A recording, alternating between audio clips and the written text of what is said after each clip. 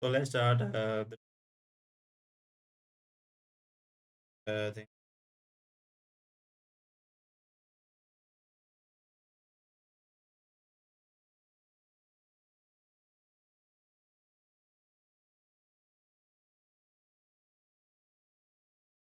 To week five problems. So going to the problems, the problems.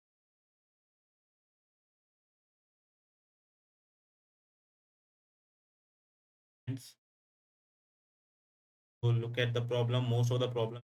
So these problems are the comprehensive based problems. You can all able to solve because all these problems are based on the theory which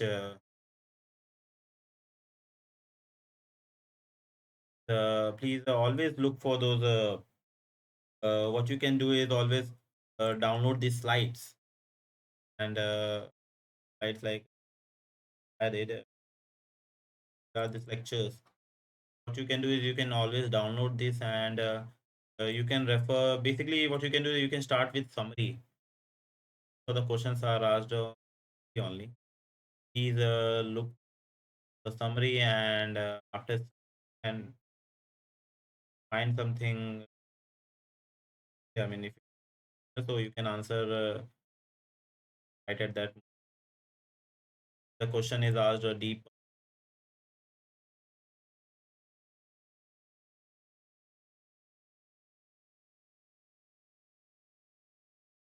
session. So yeah, so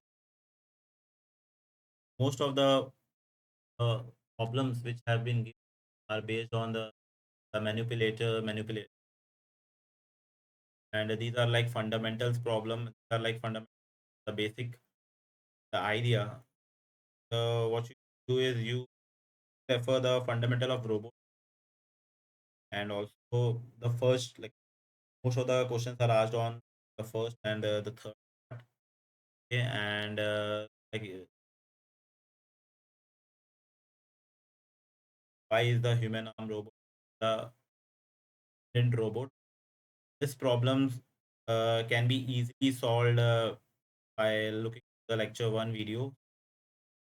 Start with why we need a redundant.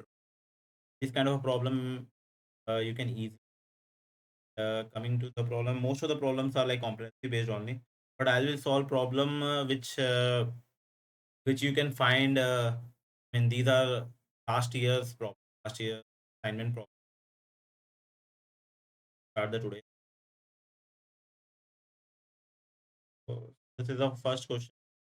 So select the objective function generally used as a secondary subtask in dependency resolution. So in order to solve this kind of problem, you need to understand there are two types of subtasks. First is the primary subtask. Primary subtask is basically you need to follow like a trajectory. Like let's say that slide. Uh, yeah, so you can see there are two tasks. First part is the desired trajectory.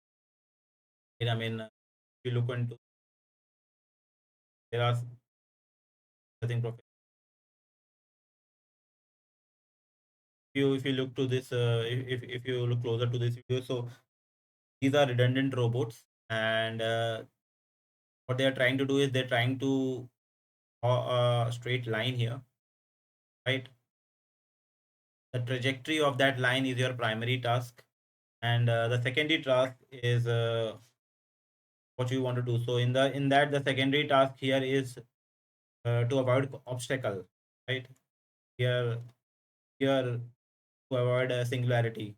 Singularity is something like so this is singularity is when two or more are when like let's say there are three links. If let's say the first link and second links are parallel and coincident, right? Then these conditions are called singular condition. Why? Because these are not physically they are not physically possible. Why? Because these are like if you imagine a real scenario, these are two metal links, right? They are moving like something like a joint. They can't just like collide and like they can't just overlap on each, or they can do that, but there needs to be some kind of a offset. Basically, the idea is like singular condition is that condition where the two joint, the two joint link are parallel to each other. Those conditions are called singular conditions. So here, what professor is trying to do is here they wanted to avoid this condition. If you draw something a straight line, uh, that happen, but these two, but while doing that, these two joints are, let's say, are coinciding. Joints are like becoming parallel, which won't happen in real scenario. That's why they have avoided this. So here, to answer this question, your answer will be manipulative measure. So manipulability measure. So like here in this case, if you see here, there are two parts of.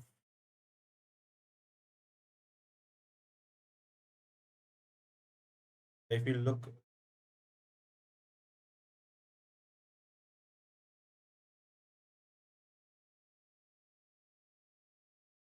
so yeah, so here is, so the first part here present the desired trajectory, and the second part here present your secondary task, basically obstacle avoidance or any kind of a manipulative measure.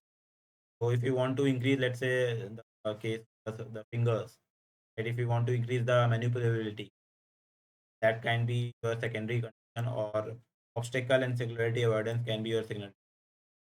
Other can be a secondary. Here the answer will be A and B. Okay. Please do take care that there can be multiple right answer in a multiple. In this case, all are there is only single correct answer every multiple choice.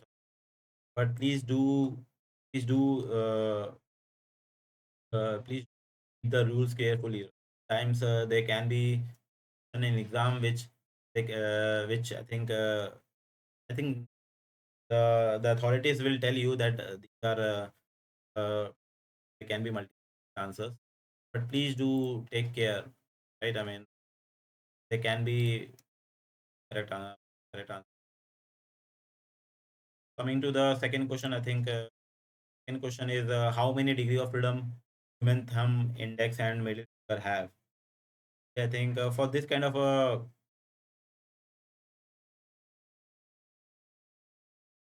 so yeah, so they are specifically talking about the human fingers, and in human finger also there are like three fingers which they are talking about: the thumb, index, and middle. So I mean, you can easily look also. I mean, you can easily imagine like when you look to your thumb, all this stuff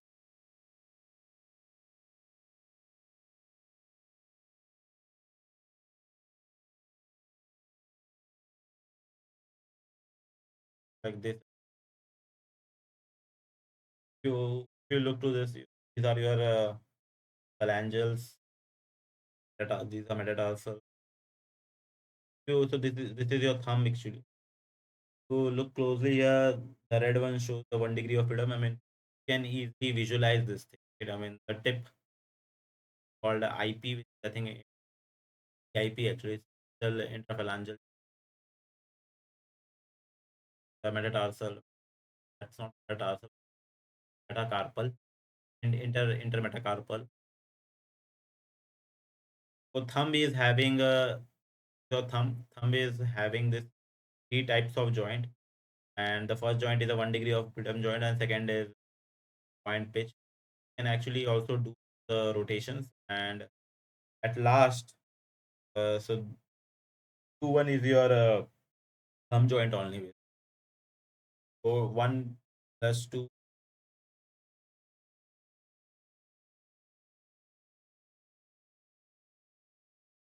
So yeah, so here if you look closely, There will be a 5 degree of freedom for a thumb, and for let's say a finger here, there will be one here degree of freedom, and then there is a 2 degree of freedom 4. So the answer here will be A, 5 for thumb, index and middle finger. I mean 4. Yeah, I mean please do refer. I think last lectures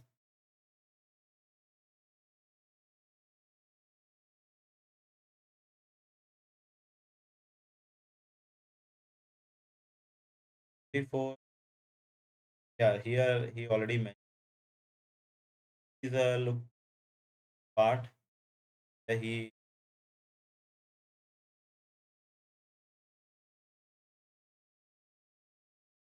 Yeah, you can see there are 2 degree of freedom here. Of freedom for thumb top edge, not roll but point pitch.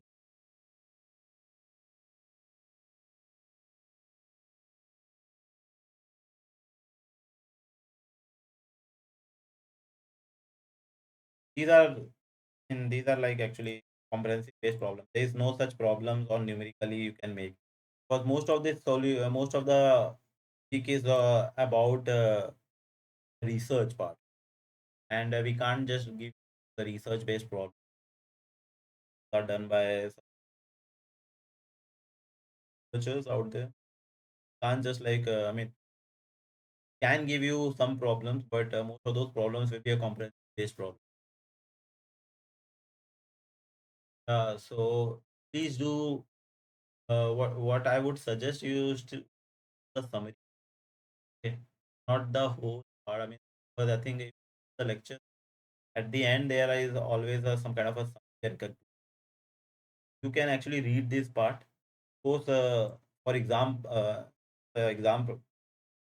please don't read. Just get what the researcher is trying to do for this. But yeah, you just you need to remember this Jacobian formula, and also the norm. I mean, this is basic how you are getting those manipulability parameter, right? This and this manipulative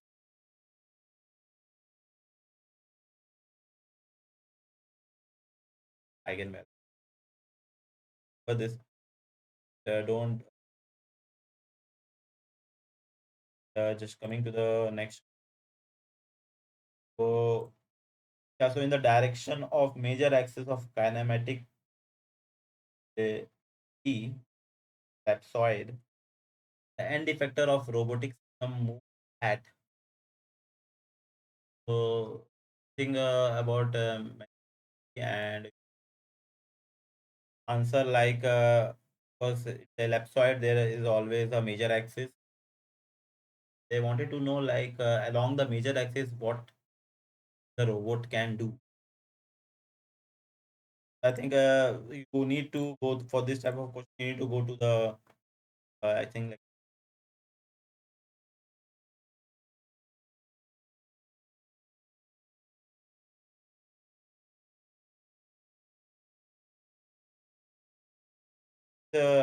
remember this lecture is uh, as far as the course is concerned. This lecture slide the middle part, and because here we have talked about we have introduced this concept called manipulability, and so you need to always go through those definitions.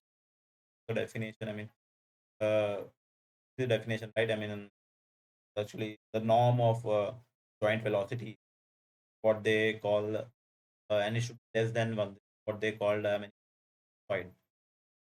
So and so there is this point which is written in the direction of major axis of the ellipsoid, the end effector high speed. So there you get your answer. The answer will be, yeah, of course, high speed, not low speed. Low speed you get at the minor axis part, and the constant speed you will get when the ellipsoid and when the ellipsoid is kind of like a square. Okay, what I wanted. And yeah, there are three more questions. What is the observation the human finger in coordinated rotational motion? So, what is the the human fi- observations of the human finger in coordinated rotation? Uh, four different options here. Thumb is active, index and middle fingers are passive. All digits are passive and all digits are active. Thumb, middle finger are active and index finger is positive. So they are specifically talking about what is the observation which you got from the research paper which have did this experiment. So what is the observation of human fingers in coordinated rotational motion look like? I think not not like stage actually. Anyway, I will just give you like what the question is trying to. There was this experiment. There was this scientific study which regarding human fingers. That lecture.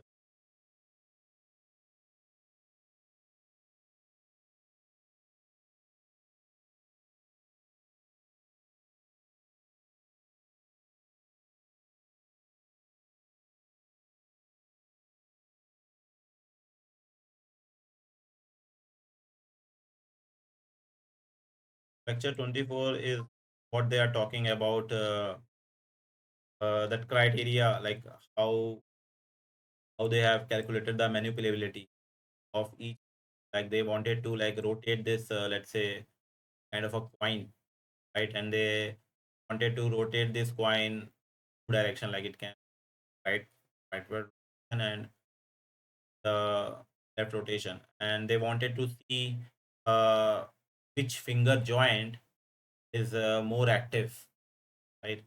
And which finger joint is active and which finger joint is right.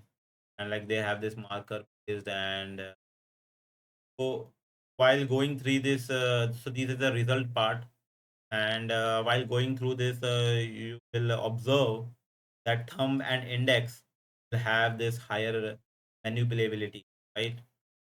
They are more, they are more, they are doing more movement compared to let's say thumb and index is having thumb and middle finger is contributing more. Like if you compare, let's say for pain, thumb is having 0.13 ellipsoid only, and whereas middle finger is point.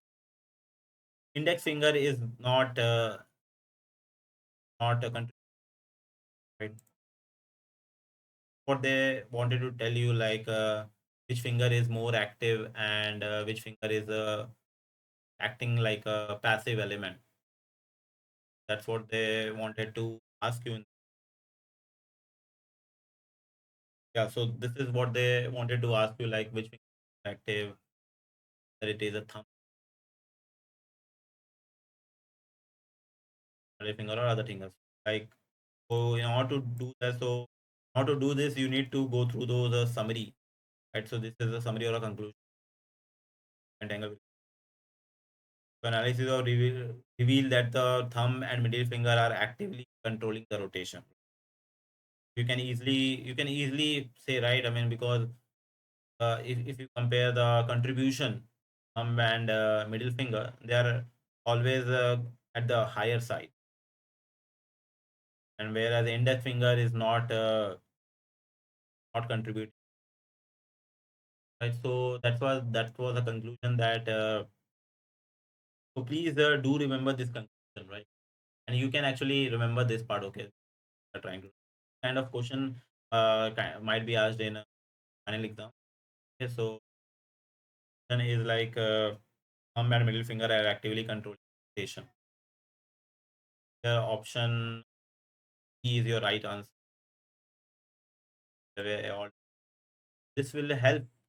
This all this data will help you to design an exoskeleton. Like so if then in that case you don't design exoskeleton for index finger because uh, those are passive. They are not contributing. Let's say if a injury or some kind of a or atrophy is caused on those and middle finger, then we can propose an exoskeleton which help your thumb and middle finger. Index finger you can neglect because contribution not less when you see here D is your answer. And coming to the question, choose the difference between kinematic manipulability and force. System. So there are two types of velocity, which is a kinematic manipulability. Sorry,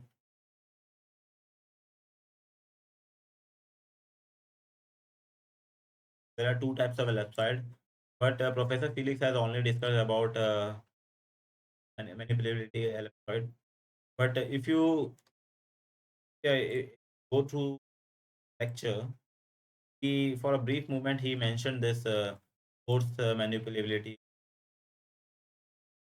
What you just need to listen is I will just the part where you need to here it's not written actually. If you go to the lecture at this point, he also for a brief moment he referred that the minor axis for a kinetics. So all these are kinematic manipulability, right? Basically, how fast your manipulator can go. If a manipulative measure is one, can go uh, maximum velocity. All joint can move at maximum velocity, so that it gives user more free, so the user can do. That's why all our human fingers are aligned, or always have this orientation, not orient have this all the finger joints are positioned all value right because provide the highest stability, right? This is but we are talking about a kinematic manipulator, right? But for a brief moment, if you go through this part of the lecture, he mentioned that the my major axis will be the minor axis for a force manipulability. For force ellipsoid or a force manipulability is thing where your force. I mean, you will uh, is where you require less force, right? Where you require less force, which means that the user don't have to apply more effort. So A option is your right. Okay. So the major axis of the kinematic method is your minor axis of the right. I mean because where you can apply more, where you can e manipulate your finger, that will be the case where our force that will be very. That's why this condition is the answer. Coming to the last question here. So yeah, this is the question which I have made, and let's look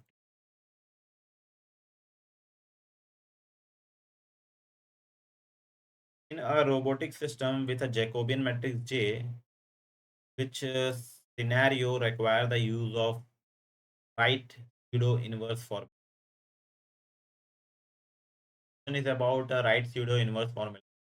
Okay, let's see what this right pseudo inverse formula. There are two formulas, which is so like this is there are two Jacobian formulas, but the question is like when to use. Here it is already given like when the number of column is greater than number. Then in that case we need to use right, and the number of row is greater than then we left inverse. Let's see if that is in your not given like that, right? Here, instead of writing it in rows and columns, they have done some equation. Let's read. So when the robot has exactly six joint controlling six degree of end effector, means that let's say if you have something six joint, let's say all six joint will have, let's say, six cube, right? The joint space degree of freedom is basically six, because we have six joint, and controlling six degree of freedom end effector. Six degree of end effector means that the end effector uh, position and orientation all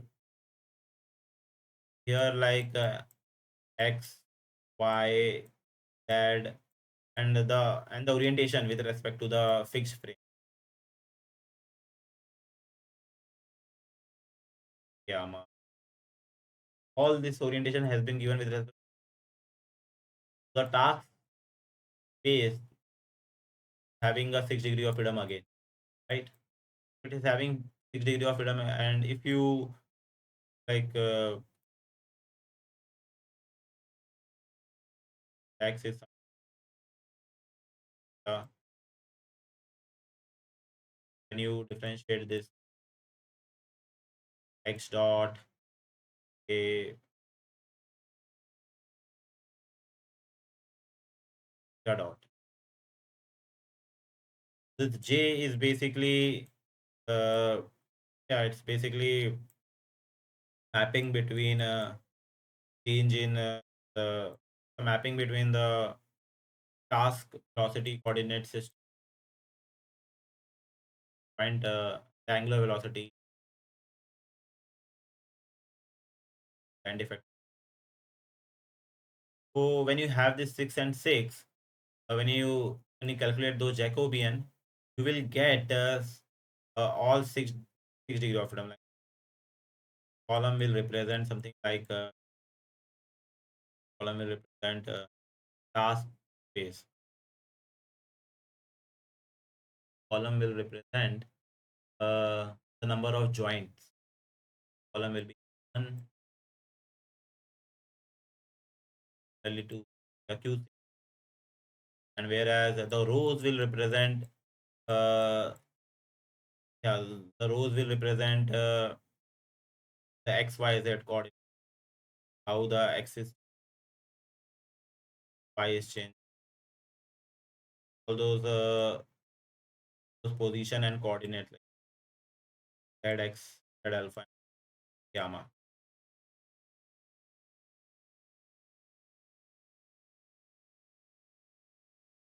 Yeah, so here if you see for 6 and 6, we will get 6 cross 6. Right? If you are getting 6 cross 6, which means that you don't need to calculate pseudo inverse, right?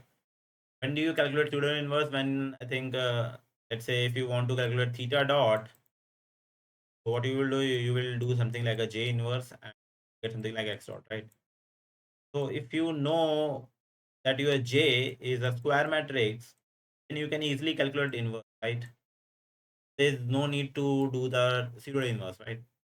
But let's say if you have something like a sort of sort of this, they have already given X, Y, Z, Y, gamma, right? It's a 4 degree of freedom. They haven't given this. Then in that case, instead of 6 cross 6, we'll get something like yeah, it's a row, right? With 4 cross 6. Then in that case, you can't take an inverse of it, right? For that, you need to use right pseudo inverse. So how to solve this kind of a problem? So here it is written that the number of column is greater than number. Basically, the number of column represent a degree of freedom of the joint space. Yeah, degree of freedom of the joint space, and number of rows represent the degree of freedom of the Cartesian space. Right. So Cartesian space is basically your degree of the task space of row is basically what is how many how the what is the orientation the end effector and how it is done with.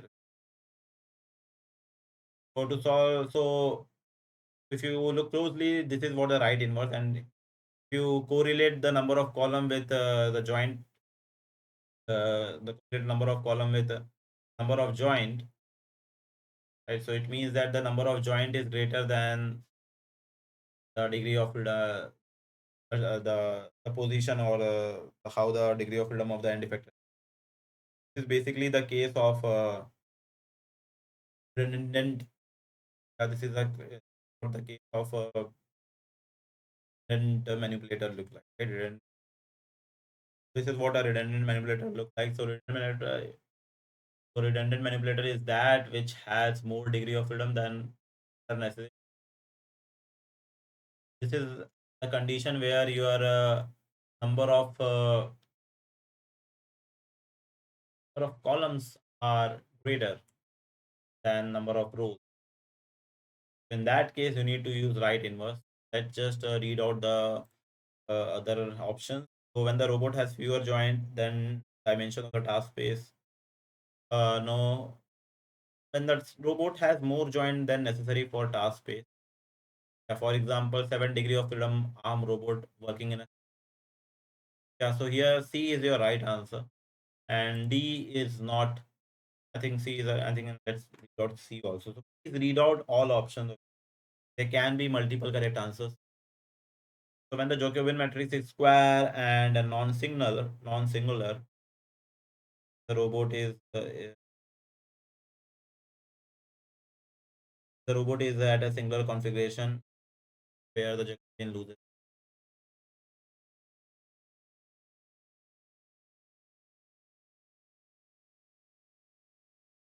square and non-singular. Square and non-singular, you can't square. I mean, so singular is that part where your Jacobian determinant of Jacobian is 0. Then it is the non-invertible. But here it's non-singular, which is that it is in. Yeah. So for square matrix, we don't need to do a pseudo inverse. So the option is. If you have any question, please do ask. You can unmute yourself and let me know. I think yeah, I think that's it. I think me 7.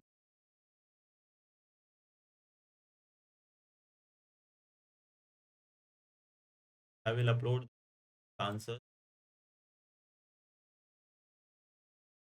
This is what it's all about. You can easily solve this problem also. I mean, if you found any problem in any question, ask me. And let's just the weeks. The last date, uh, 6, I think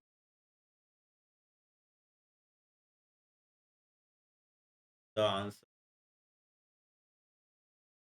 Yeah, so the 6th week is about exoskeleton.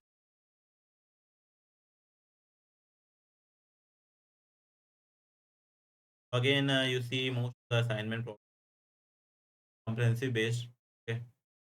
I think the most of the numerical part which you will be lying in week 1 to week 1, week 5, I think, and week 4 it is all about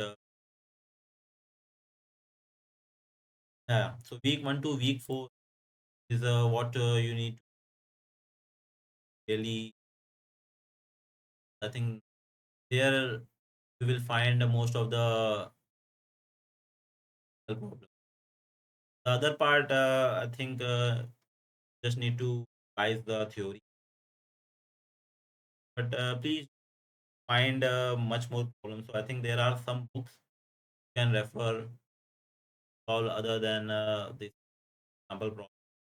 Always refer other books for solving questions numerical space. Because I think a numerical will cover more weightage like a theory. Yeah, I think And if you have any question, please do ask me. And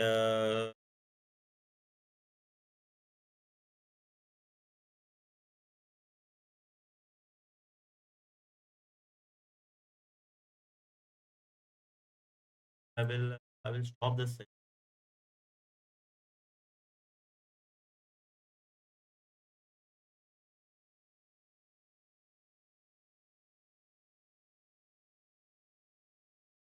Comprehensive. Plus, please do go through their research findings. Just you to go through the research.